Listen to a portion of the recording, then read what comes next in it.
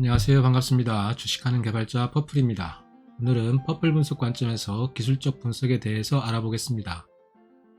그럼 오늘의 목차부터 살펴보겠습니다. 기술적 분석에서 상대적 척도의 필요성과 상대적 도구로서의 볼린저 밴드, 그리고 볼린저 밴드를 활용한 지표의 표준화, 즉 상대 지표의 구현에 대해서 알아보겠습니다.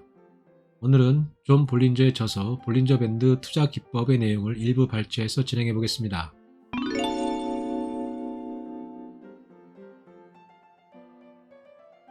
성공 투자로 가는 왕도는 기술적 분석과 기본적 분석을 결합하는 것입니다. 이 둘을 결합하면 감정을 제어하면서 합리적 의사결정을 내릴 수 있습니다. 투자자의 최대의 난적은 감정입니다. 공포에 빠져 투매에 나선 적이 있습니까?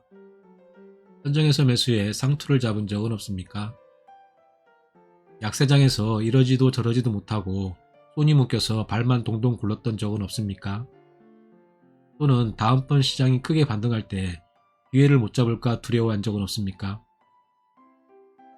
기본적 분석과 기술적 분석을 결합한 합리적 분석은 최대한의 정보와 합리적 토대를 제공하므로 이런 덫을 피하게 해줍니다. 따라서 합리적 분석을 활용하면 군중에 휩쓸리거나 탐욕과 두려움에 사로잡혀서 실수를 반복하는 일을 피할 수 있으며 군중보다 한 차원 높은 곳에서 최상의 수익을 내도록 투자할 수 있습니다. 물리학자 엘버트 아인슈타인은 상대성 이론을 발표했습니다. 이 개념의 핵심은 모든 사물은 다른 사물과의 관계에서만 존재한다는 것입니다. 따라서 어떤 것도 홀로 존재하지 않는다는 것, 절대란 없다는 것이 상대성 이론의 필연적 결론입니다. 검은 것이 존재하려면 흰 것이 있어야 합니다. 빠르다는 것은 느리다는 것과의 관계 속에서만 존재합니다. 가늠할 수 있는 잣대가 되는 낮은 것이 없다면 높은 것도 존재할 수 없습니다. 많은 사람들은 금융 시스템이 극도로 복잡다단하며 복잡하기로 손꼽히는 기상만큼이나 예측하기 어려운 행보를 보인다고 주장합니다. 시스템이 복잡해질수록 전통적인 서양적 분석 도구는 실패하며 시스템을 이해하기는 더더욱 어려워집니다. 복잡한 시스템을 이해할 수 있는 유일한 도구는 상대적 도구뿐입니다. 주가는 대부분의 사람들이 생각하는 것처럼 정상적으로 움직이지 않으며 시장 역시 단순한 시스템이 아닙니다. 시장은 점점 더 복잡해지며 정복하기 어려워지고 있다는 것입니다. 따라서 시장에 대한 전통적이며 감정적인 접근법은 절대적 진리에 의지하지 않고 정밀한 주가 분석으로 합리적인 투자 결정을 이끌어낼 수 있는 상대적인 툴로 대체되어야 합니다. 저가에 사서 고가에 팔 수 있습니다. 하지만 이것도 상대적인 틀에서 가능할 뿐이므로 절대 법칙에 대한 의존도는 최소한으로 줄어들 것입니다. 볼린저 밴드는 단순 이동 평균으로 중간 추세선을 만들고 변동성을 측정하는 이동 표준 편차로 밴드폭을 설정합니다. 여기서 이동이라는 의미는 각 기간마다 새로 계산된다는 의미입니다. 주가가 치솟거나 붕괴하면 평균에서 멀어지는 편차값이 역시 커지고 표준 편차 예상 과정에서 제곱을 하게 되면 더 커져서 밴드가 새로운 주가에 효율적으로 적응합니다. 그 결과 밴드가 주가를 뒤따라가는 양상을 띠게 됩니다. 이러한 특징으로 인해 패턴을 명확히 하고 상대적 고점이 어딘지 상대적 저점이 어딘지 정의하는 데 유용합니다. 볼린저 밴드는 주가의 상대적인 고점과 상대적인 저점을 제공합니다.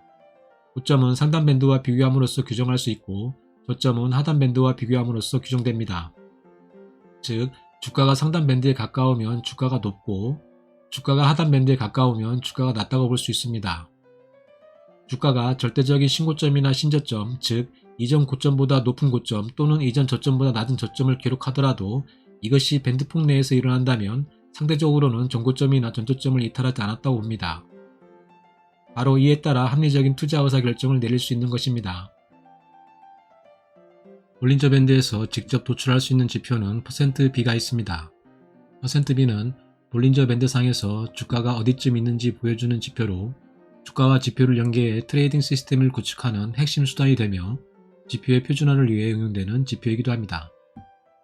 %B는 종가 마이너스 하단 밴드 나누기 상단 밴드 마이너스 하단 밴드로 구해지며 주가뿐만 아니라 지표도 볼린저 밴드를 적용하여 표준화할 수 있고 이것은 지표를 상대적 도구로 활용할 수 있다는 의미이기도 합니다.